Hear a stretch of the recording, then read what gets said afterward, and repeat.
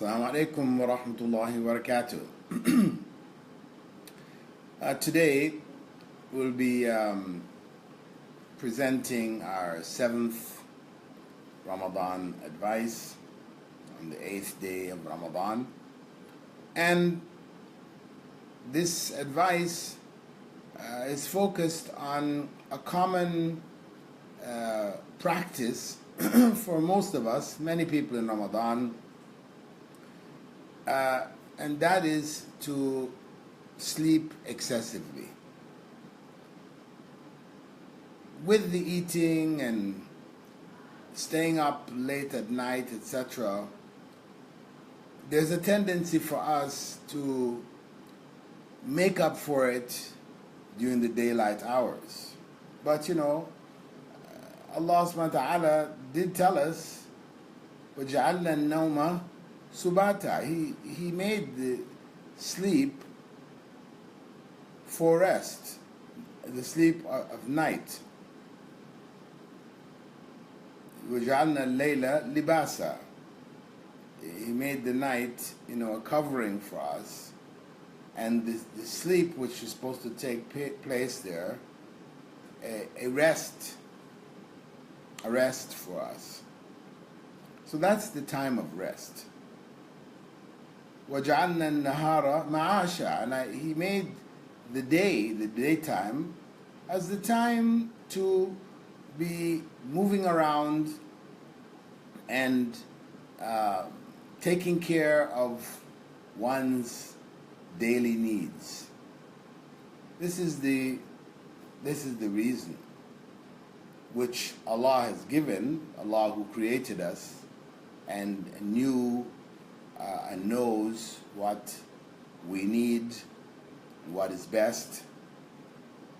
So it is better for us to keep this order, not to make a change simply because Ramadan has come. In some countries, the work hours for Ramadan will shift.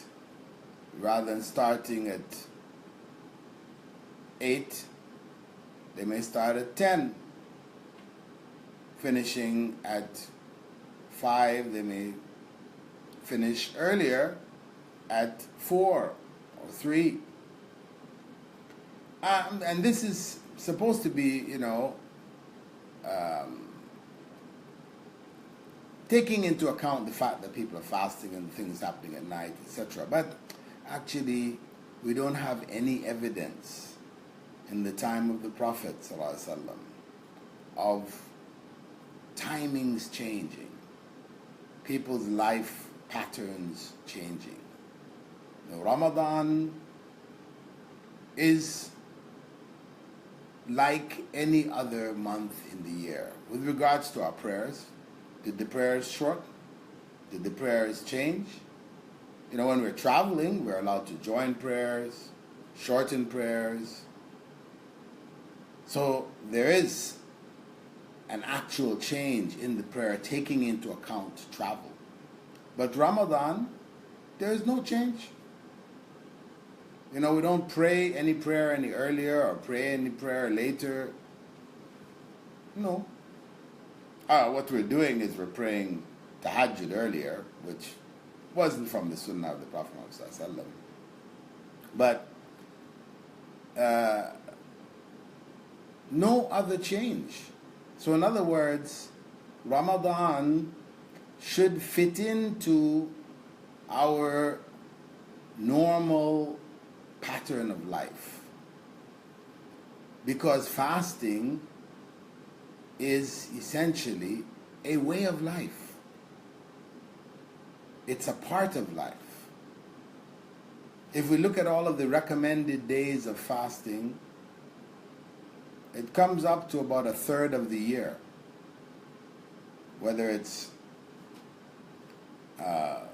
Monday and Thursday of every week, 3 days of the full moon every month, 6 days of Shawwal,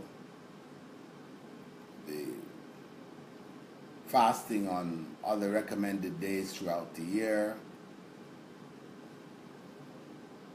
it adds up in total to about a third of the year. So we're supposed to be engaged in fasting throughout the year. Of course, for most of us, we only fast in Ramadan. We don't fast anytime outside of Ramadan. And that's why when the fast comes in Ramadan, we feel listless, we feel tired, we feel we want to sleep more because we have eaten more, and all these other things, because fasting for us is not a way of life. It's just Ramadan. And that's the sad part. Because fasting and its goals are needed throughout the year, throughout our lives. Not just once a year. Though we talk about Ramadan as being that month of focus, you could call it some kind of a refresher course and all these other kinds of things. The fact of the matter is that Ramadan is an example of moderation. It is a practical example of being generous, being conscious of the needs of others, avoiding filling our stomachs, praying at night, and all of the different practices, reading Quran, that are normally just associated with Ramadan. The only thing we could say that is really unique to Ramadan is that at the end of Ramadan we have Eid.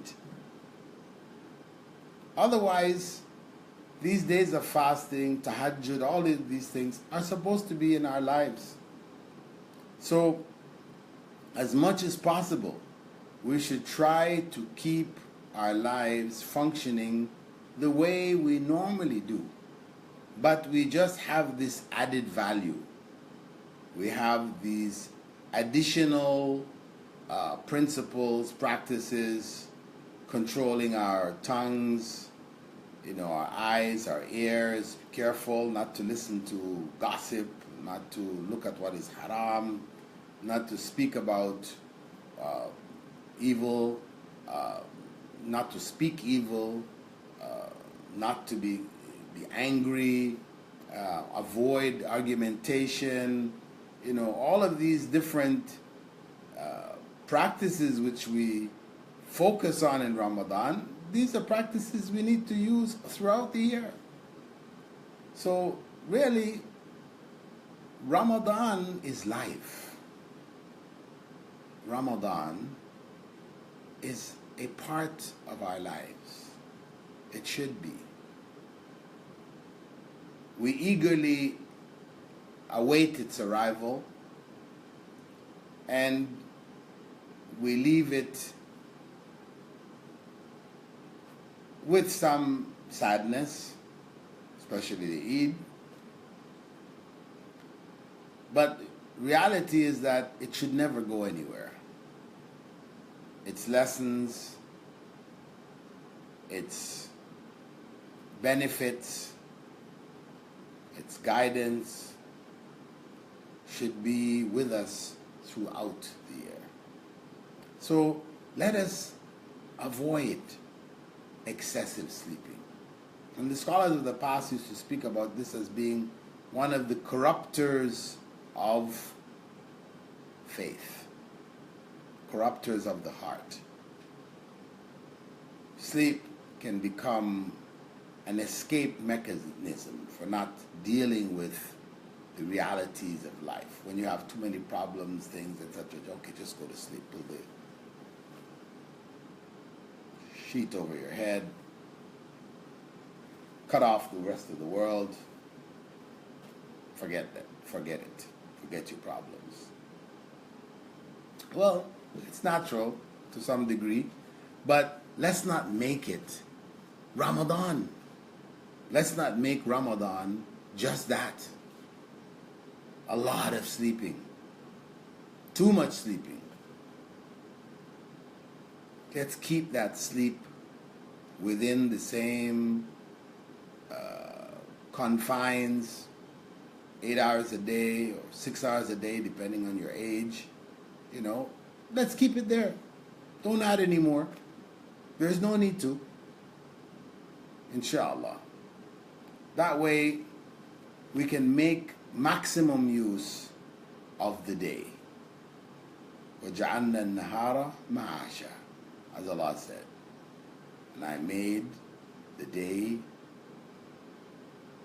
a time and a place to seek your livelihood, your bounties, to be active, to be engaged, to be productive and beneficial. Barakallahu feekum. Assalamu alaikum wa rahmatullahi wa barakatuh. لا إله